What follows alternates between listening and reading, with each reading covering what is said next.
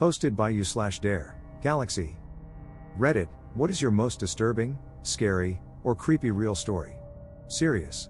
A few years ago I was walking through the woods off the beaten track a bit and I smelt this really overpowering sweet smell. Being nosy, I pulled back the undergrowth to have a look and found a dead body. The guy had clearly been there a while and wasn't looking great, all swollen and green and black with various runny bits. The local wildlife had also been dining well for a few days. I called the police, who told me to wait with the body until they arrived. Being in the middle of nowhere, it took a while for them to arrive and it got dark and I was just sat there in the dark with him for a long time. It turned out he had committed suicide. For a long time afterwards I had dreams about him and he would talk to me and not nice things. Mainly about how he was angry I had disturbed his resting place and he wanted me to kill myself. Probably just my imagination, but all pretty disturbing at the time. He still turns up in my dreams from time to time and no doubt will be tonight after typing this. About 2 years ago, I was driving home from a family reunion pretty late at night, and the drive was about 2 hours. I didn't stay the night because I had to be back for work the following day. Most of the drive was on roads with dense bushes and trees on either side, the real creepy ones you see a lot in movies. Anyway, I had been driving about 45 minutes, and I was starting to get really tired. You know how sometimes you just suddenly become really tired, out of nowhere? Well yeah, that happened to me. I knew I wasn't going to last, but I didn't come across any place that I felt I could park and safely sleep. Anyway, after it became clear to me that I wasn't going to find a place to pull up, and my tiredness wasn't going away, I did something very questionable. I pulled over to the side of the road onto the grass, behind some bushes. To try and hide my car from anybody else who was going to come past. The roads weren't empty, I came across another car every few minutes or so. I made a mental note that the time was 11:22, and then fell asleep. Some time later I was awoken by a scratching sound. I looked at the clock, 11:50. The sound stopped after a few seconds, and because I was still extremely tired, I didn't bother looking around and simply went back to sleep. I was later awoken by the same sound, and it was now 12:40. This time it really freaked me out because the sound didn't stop. The thought ran across my mind that it was just an animal inspecting the car, but why would it return almost an hour after it had left the previous time? I looked in my rear view mirror and just managed to catch a glimpse of something running away into the forest. Now, at the time, I thought it was the damn hook killer, you know, the one that scratched the couple's car and then slaughtered the guy when he got out to investigate?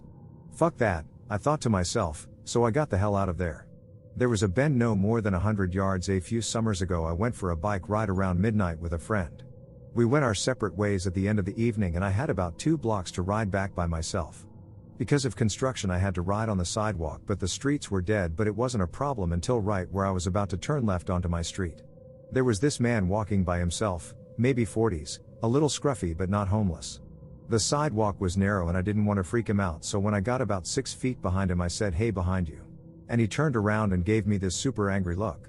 I turned down my street and he started to follow me, literally screaming about how I was a fucking cunt and he was going to kill me and all that. I live right off the corner and I didn't want him to figure that out, so I decided to do another loop around the block. That's not the scary part. The scary part is that when I looped back around and looked down the street I saw him standing on my fucking front stoop staring out at the street like the motherfucker knew I lived there. He saw me ride by again but he didn't say anything.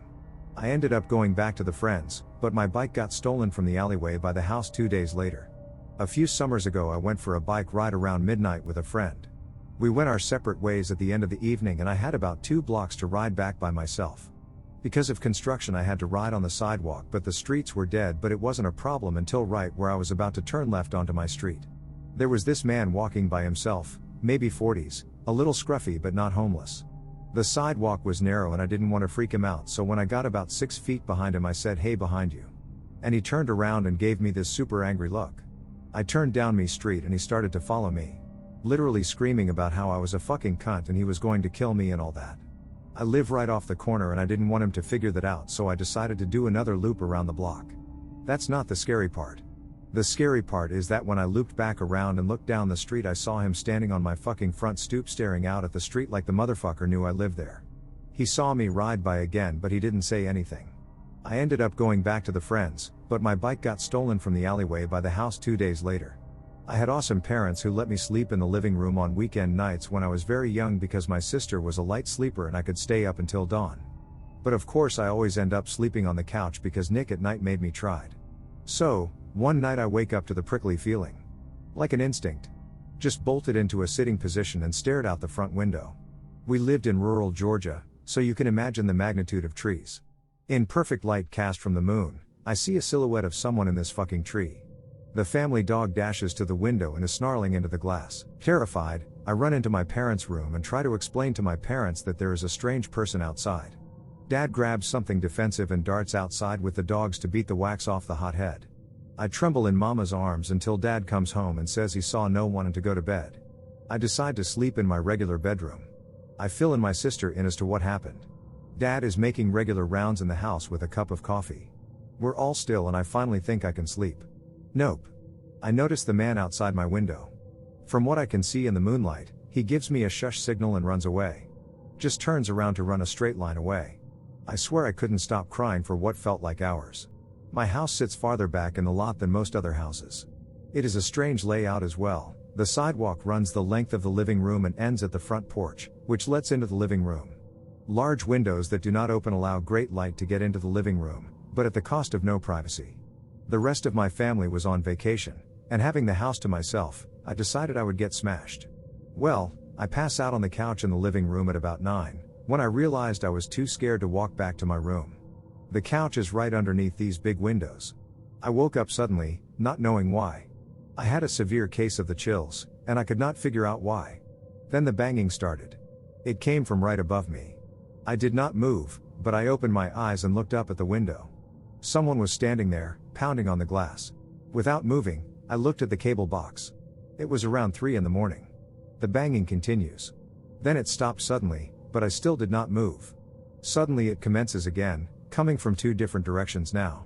Someone is banging on the window, and another person is banging on the front door. They kept doing it, would not go away. Finally, after about 40 minutes they quit. It was the most terrifying event I can recall at the moment.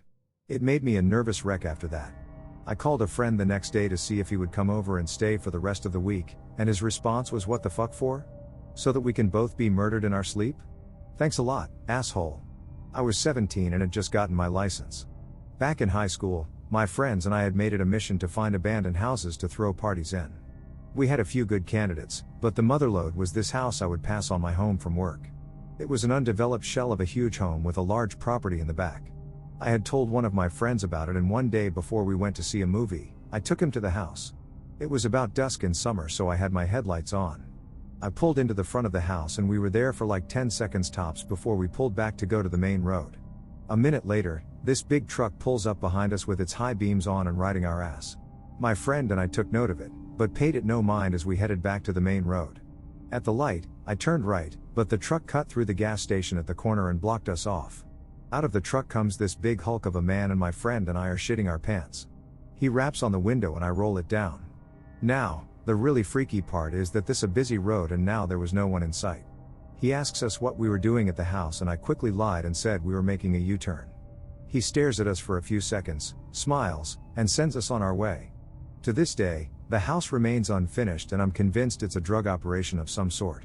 When I was about 10, all of my cousins and siblings were over, about 10 of us there. The parents and grandparents were out for an adult dinner. So it was just the kids sitting around watching a few movies when all of a sudden the house shook and there was a large flash coming from the backyard. It felt as if a bomb dropped. We all heard, felt, and saw it, and as a pack we ran into the hallway. The eldest cousins in the group debated on calling the police but opted to call the parents. After a few minutes we gained our courage and ventured out into the living room again, this time with weapons, just in case. After a half hour with no other issues, the parents came home and thought we were insane. There was nothing wrong with the backyard and no neighbors reported anything. It's been 10 years, and we still talk about it, trying to figure out what it was. That has been the scariest thing to happen to me by far. When I was about 10, all of my cousins and siblings were over, about 10 of us there. The parents and grandparents were out for an adult dinner. So it was just the kids sitting around watching a few movies when all of a sudden the house shook and there was a large flash coming from the backyard. It felt as if a bomb dropped. We all heard, felt, and saw it, and as a pack we ran into the hallway. The eldest cousins in the group debated on calling the police but opted to call the parents. After a few minutes we gained our courage and ventured out into the living room again, this time with weapons, just in case. After a half hour with no other issues, the parents came home and thought we were insane. There was nothing wrong with the backyard and no neighbors reported anything. It's been 10 years, and we still talk about it, trying to figure out what it was. That has been the scariest thing to happen to me by far. I was delivering a hot tub to this contractor/realtor in this fancy gated community near Branson, Missouri. When I arrived, the construction workers were in charge of telling me where the thing was supposed to go. It was going on the 4th floor balcony, but because of the way the house was built, the 4th floor was ground floor. The other 3 floors were on the side of a hill, but the driveway was even with the first 4th floor entrance, if that makes sense. So, lot of construction going on, but to get the hot tub on the balcony, I had to make a ramp, take it from the drive, down into the yard, up a ramp to the porch, through the living room door, across the living room, out the back patio doors onto the deck. Problem with this was, the deck was unfinished. A huge section of decking was missing. They had literally installed only enough decking so that I could go from the patio doors to the far corner of the deck where the hot tub would sit. There was no railing. The hot tub weighed 900 pounds and it was a 4-story drop if I fell. The construction workers volunteered to help me. We got it out onto the deck, crossed the narrow bridge of installed decking to the corner, and I was about to lay it down. You move these on a dolly while the hot tub is on its edge for clarification. Laying it down isn't that hard. You tilt it, bring it down to your lap, grab the strap securing it to the dolly and lower it to the deck. It's very controlled and I've done it thousands of times. However, this deck wasn't finished, so the contractor wanted to leave it on its edge. It's a lot harder to take it off when it's standing up, because the dolly is under a 900-pound tub. But, I've done it before. I told them that we would have to put blocks under one side of the dolly, tilt the tub and pop the straps to release the dolly so it could be removed from the area. Then you tilt the hot tub back, remove the blocks and then set the hot tub down on the deck. Problem, the deck wasn't wide enough to allow me to do this safely. I popped the strap on the hot tub, put the blocks under, and I tilted the hot tub, but that put me with my feet 4 inches from the edge of the deck with nothing but 4 stories of air behind me. We were able to free the dolly on one side, but not the other. The hot tub had to be leaned over further toward me. I tell everyone to freeze and they do. I didn't want anyone messing with it because I had to shift my feet back 5 inches so my heels were off the deck. I'm freaking out, but it's all going smooth. I have a construction worker on each side of me helping support the tub, 3 construction workers freeing the dolly, and 1 useless worker playing with the strap that is going to secure the tub to the house so that the wind doesn't blow the tub over. We are inches from having the dolly freed when one of the construction workers freeing the dolly gets impatient and kicks the corner of the tub to dislodge it from the dolly. It works for him, but unfortunately for me, I didn't have my feet set yet. I shout that I'm falling. The 2 guys beside me take the weight of the tub, but no one can get to me. My arms are windmilling, I'm bent almost double backwards trying my damnedest to stay on the deck. I can see the boulders down below out of the corner of my eye. I'm falling and there isn't anything I can do about it. I feel myself go. I'm falling. My heels slip out from under me and no one can reach me, but then suddenly, I'm flying forward. Something is under the small of my back and it's slamming me into the bottom of the tub. The dolly is removed and the tub stood up with me hugging it before I find out what saved me. The useless guy playing with the strap had already secured one end to the house. When I fell, the strap was already behind me, hanging off the deck. The construction worker pulled it tight with all his might, arresting my fall. It wasn't there for that purpose, but he saved my life that day. I would have been dead if not for him. I thanked him by sending him and his wife and kid to Breckenridge, Colorado for Christmas. It was actually a vacation I'd saved for and was about to surprise my wife and daughter with, but I felt he deserved it more. Plus, my wife and daughter didn't know anything about it. Yeah. That was one of my most scariest moments ever.